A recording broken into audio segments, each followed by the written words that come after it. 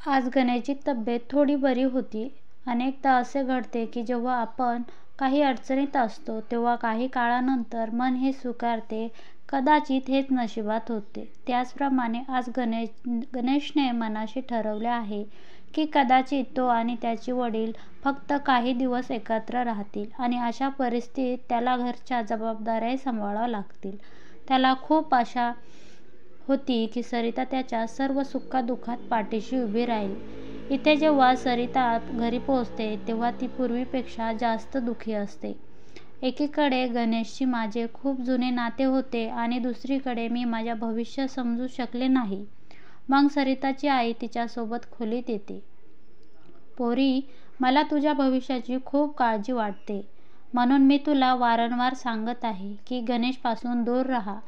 आज गणेश अडचणीत आहे हे वेगळं आहे, पण व्यावहारिक राहा आणि विचार कर की अशा पराभूत व्यक्तीपासून तुला काय आनंद मिळेल. दुसऱ्याच्या कल्याणासाठी तुम्ही तुमचे आयुष्य उद्ध्वस्त करू शकत नाही. पण आई, जर हे सगळं माझ्यासोबत झालं असतं तर काय झालं असतं ते तू विचार कर. पोरी, तू खूप निष्पाप आहे. जर हे सगळं तुझ्यासोबत घडलं असतं तर गणेश तुला खूप आधी सोडून गेला असता, कारण तू एक मुलगी आहेस आणि तो भावनिक करतो. हे ऐकून सरिता खूप खोल विचारात पडते. तिला रात्रभर झोप येत नाही. ती सकाळी उठते आणि निर्णय घेते. इथे गणेश दुसऱ्या दिवशी ऑफिसला जाण्यासाठी तयार होतो.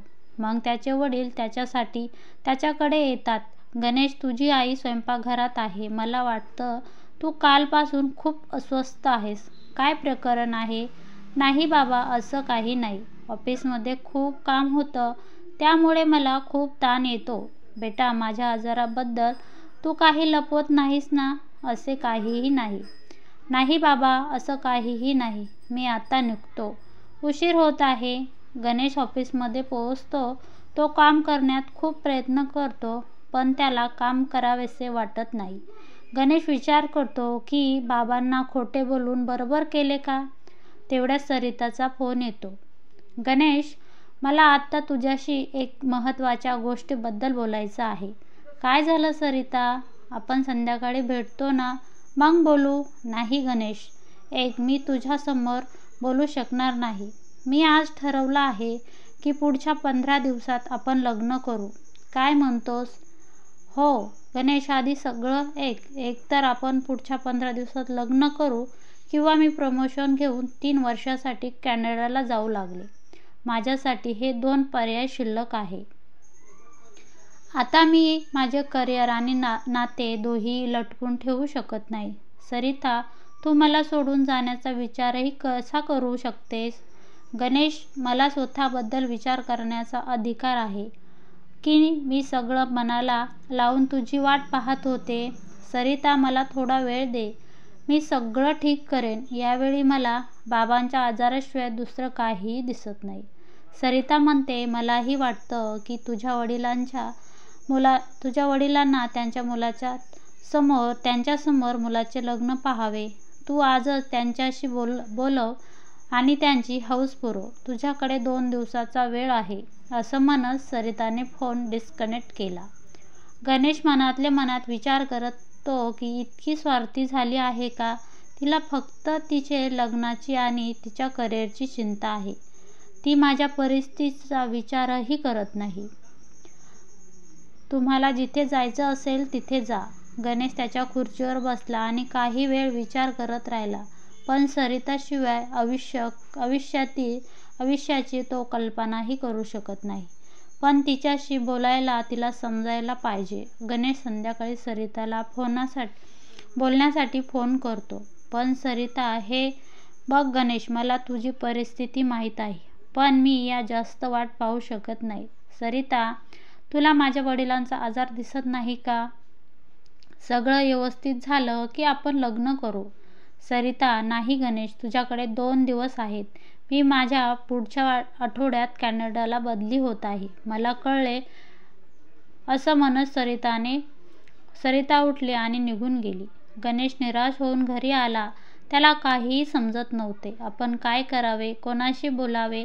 दुसऱ्या दिवशी गणेशला सरिताचा फोन राहतो, पण सरिता फोन उचलत नाही. सरिता घरी तिच्या आईशी बोलते. आई, मी बरोबर केलं? मला खूप वाईट वाटत आहे. मुली, जर तुला त्याच्यासोबत राहायचे असेल तर त्याने तुझे ऐकले पाहिजे. त्याच्या वडिलांना त्याच्या मुलाचे लग्न देखील पाहिले पाहिजे. त्यात काय चूक आहे? आणि जर त्याला त्याची जबाबदारीतून पळायचे असेल तर तो तुला सोडून दिले पाहिजे. 2 दिवस झाले तरी गणेशकडून काही उत्तर आले नाही. आता त्याने फोन पण केला नाही. सरिता, बाबा, गणेशने फोन पण केला नाही. त्याला वाईट वाटले असेल का? मुली, आता काय बोलू? हे तुम्हा दोघांचे प्रकरण आहे. तेवढ्यात सरिताची आई स्वयंपाकघरातून बाहेर येते. मुली, तू त्याला 2 दिवस दिले आहेत. याचा अर्थ असा तो की लग्न करू शकत नाही. आता तू त्याला एकटे सोडून पुढे जायला हवे. हे ऐकून सरिताचे बाबा रागावले. ते म्हणाले, कोणाच्याही मजबुरीचा फायदा घेणे हे चांगली गोष्ट नाही. तुम्ही दोघेही, आई आणि मुलगी, तुमच्या हट्टीपणामुळे नोकरीसाठी भटकत आहात. त्याने सरिताची किती मदत केली ते तुम्ही विसरलात? सरिताला गणेशनी केलेली मदत आठवते. गणेश, बघा मॅडम, तुमची पात्रता कमी आहे. आम्हाला या कामासाठी अनुभवी कर्मचाऱ्याची गरज आहे. सरिता बोलते, साहेब, मला एक संधी द्या. मी 2 महिन्यात सर्व कामं शिकेल. मॅडम, मी तुम्हाला ठेवू शकत नाही, कारण तुम्ही ध्येय गाठू शकणार नाही. हे ऐकून सरिता रडू लागते. तिला रडताना पाहून गणेश तिला बाहेर घेऊन जातो. कॅनडामध्ये बसून गणेश तिला समजावून सांगतो की तू या नोकरीसाठी लायक नाही. पण सरिता बोलते, साहेब, मला माझ्या वडिलांच्या व्यवसायात खूप मोठे नुकसान झाले आहेत. मला नोकरीची निदान खूप गरज आहे. मला हे काम देण्यासाठी तुम्ही जे काही करता येईल ते करा. मी काम शिकवण्यासाठी दिवस-रात्र काम करेल. गणेश, ठीक आहे. मी तुला 1 महिना ठेवील. मग ऑफिस सोडल्यानंतर तुला घरून काम करावे लागेल. तसं तर साधे होईल आणि मी तुला ऑनलाईन मार्गदर्शन पण करत राहीन. सरिता, साहेब, मी तुमचा उपकार आयुष्यभर कधीही विसरणार नाही. अशा प्रकारे दोघे एकाच कंपनीत काम करत असताना एकमेकाशी जवळ आले. त्यानंतर गणेश दुसऱ्या कंपनीत सामील झाला आणि सरिताला सतत बढती मिळत राहिली. क्षणभर ह्या सर्व घटना सरिताच्या डोळ्यासमोरून गेल्या. ती गणेशकडे नोकरीसाठी कशी भीक मागत होती. आज तिला गणेशचा पाठिंबा देण्याची विनंती करत होती. हे बघ पोरी, तू हे बक्षीस कोणाच्या चांगुलपणासाठी देऊ नये याबद्दलच थोडा विचार कर. सरिताची आई मध्येच बोलते, आपण वेळेनुसार पुढे गेले पाहिजे. जास्त विचार करू नकोस. फक्त कॅनडाला प्रमोशन घे. आई, ठीक आहे. मग मी एकदा गणेशला भेटेन. जर त्याला तुझी काळजी असेल तर तो तुला भेटायला येऊ शकला असता. 2 दिवस झाले त्याच्या येण्याची वाट पाहत आहे, जेणेकरून मी तुझ्यापासून मुक्त होईल.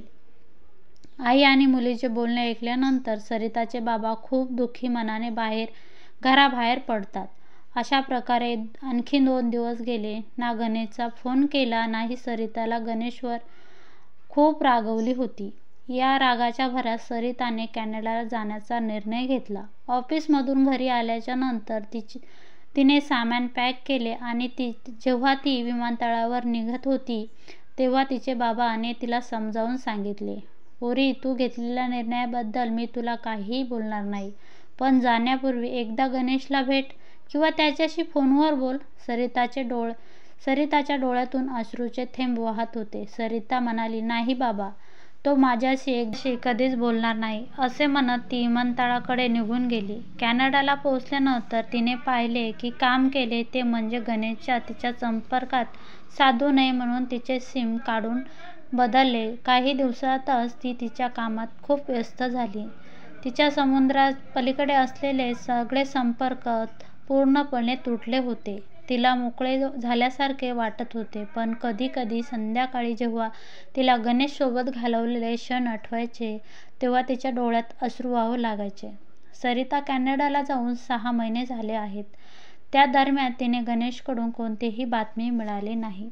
एके दिवशी ती ऑफिसमध्ये बसून घरी आली तेव्हा जेवून झोपायला जात होती तेव्हा तिच्या बाबाचा फोन आला.